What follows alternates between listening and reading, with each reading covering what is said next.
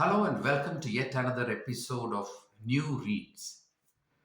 In this episode, I am planning to introduce a book by the acclaimed author, South Korean author, Han Kang. Many of my viewers would know that Han Kang won the Nobel Prize in 2024. And this particular book, which is called We Do Not Part, is a book that she has written after winning the award. So this book was written in 2025, and this book, I would say that is one of her best work yet. And there are reasons to it, and I'll come to that in a minute. Readers of Han Kang in India would know that she came up with this acclaimed novel, Vegetarian, in 2015. It has been translated into several Indian languages. Uh, it has also won the Man Booker Prize in 2016, that is the year after it was published. Outside that, she has done several work, including the acclaimed Human Acts and Greek Lessons. Now, this is a book which is extremely, is quite different from some of the other authors that we have seen in the past. In that, the author brings in or mixes history with contemporary things as well as with dreams, creating an effect of magic realism. And that gives the book a lot of intensity. So it is not an easy reading book. I mean, of course, it is quite a voluminous book. It's got some 370 pages. But more importantly, it is a book which needs very, very serious reading and sometimes even a rereading. So the story begins with the writer Kyun Ha, who is herself struggling a bit. I mean, she has bad dreams. She finds it very difficult to get her sleep. She's trying to make her living from writing, and she's got this very close friend called Inseo. So Inseo writes to her saying that we need to meet, and we need to meet because I'm in a bad place. I have met with some accident. Now, the thing is that all on a sudden, Kyun Ha thinks that she will have to travel to Jeju Island where uh, Incheon lives and does her work in a workshop, her own workshop where she does her paintings and does sculptures, etc., etc. But Kyun Ha comes to know that Incheon is indeed coming to Seoul to be hospitalized. So Kunha decides to meet Incheon in a hospital where she finds her friend in a very, very bad shape. So she's being treated by the doctors in the hospital. So there, Incheon makes a request, and the request is that Kunha will have to travel to her native town, that is Jeju Island, which is quite far off. She has to travel to rescue a bird who has been kept in a cage.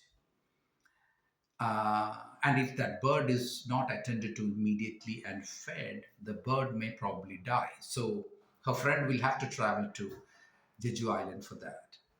So Kunha takes up that particular mission and she decides to go to Jeju Island. That is where the story, the novel, takes a very, very peculiar turn, where so many memories are brought in, memories of um, the war, the memories of whatever strife that Incheon's mother have gone through, her family has gone through during the uprising, the Jeju Island uprising of 1948. So that is where, towards the middle of the book, that the reader is introduced to this huge conflict, into this bloody massacre that has happened in the Jeju Island, which is a very, very beautiful island in South Korea, where a lot of tourists nowadays go. But The writer reminds us that it has got a very, very dark history, this whole place. And the dark history is that after the Japanese, after earning freedom from the Japanese in 1948, 47, um, Korea plunges into a kind of domestic violence, into conflict, because it is stuck in this Cold War. And while it wants to create its own form of government for ruling itself, it is also caught by the designs of external forces. I mean, Cold War in the sense you have the world split between the influence of Russia on one side, the United Russia, and on the other side you have the US. So I'm not getting into the details of what had happened. I mean, it's a whole lot of literature is available online about it. But in short, there were people who were trying to resist external forces or the US forces in Korea, and they were butchered.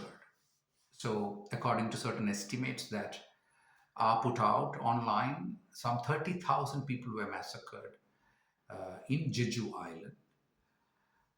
They were just brought to the seashore, women, children, men, and they were just shot, and the bodies were thrown into the water. I mean, that is what one can read about.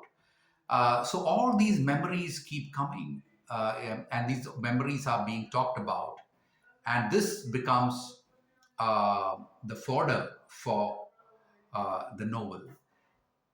Uh, the novel takes a very, very dark turn when Inshian, when Kunha finally reaches Inshian's home in Jeju Island, whether she finds the bird, what shape the bird is, has the bird been rescued, I leave it to the reader to read the novel and make out, because I wouldn't want to be a spoiler here. So this is an extremely sharp novel, very touching novel. This can disturb you quite a bit uh, because of the events that are being said.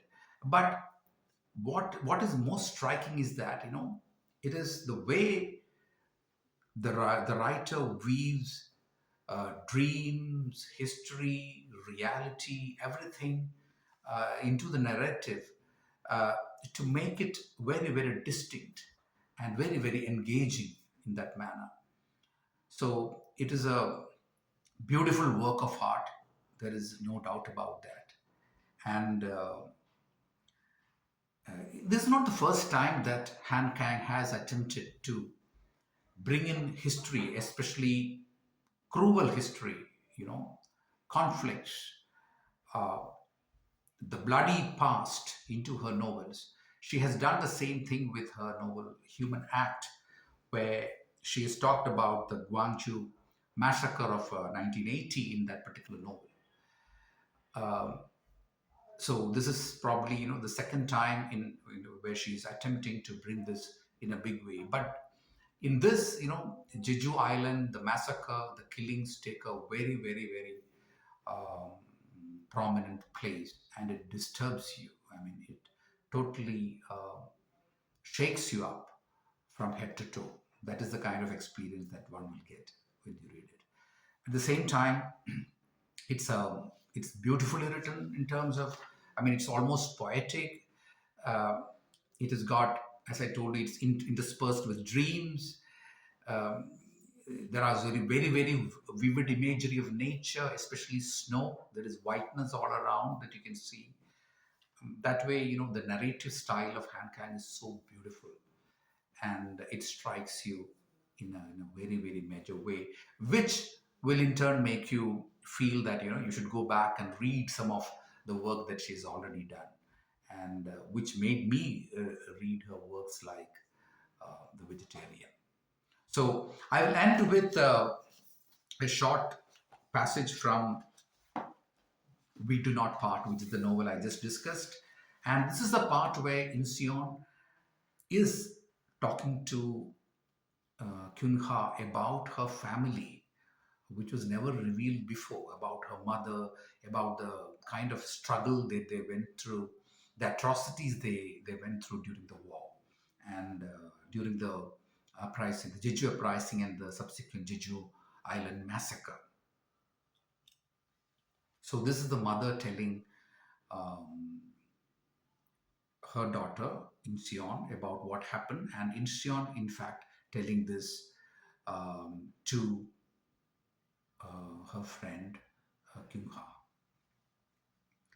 The night I was released from hospital and went back to Jeju with my mom, she brought up the snow again, not as she had seen it in dreams so much as the real events that had given rise to the dream. I wasn't fully recovered, but she lay beside me through the night and held me by the wrist as if she were worried I would have the strength to run away again, startling and grabbing on tight again whenever she accidentally let go in her sleep. She told me about how, when she was young, soldiers and police had murdered everyone in her village.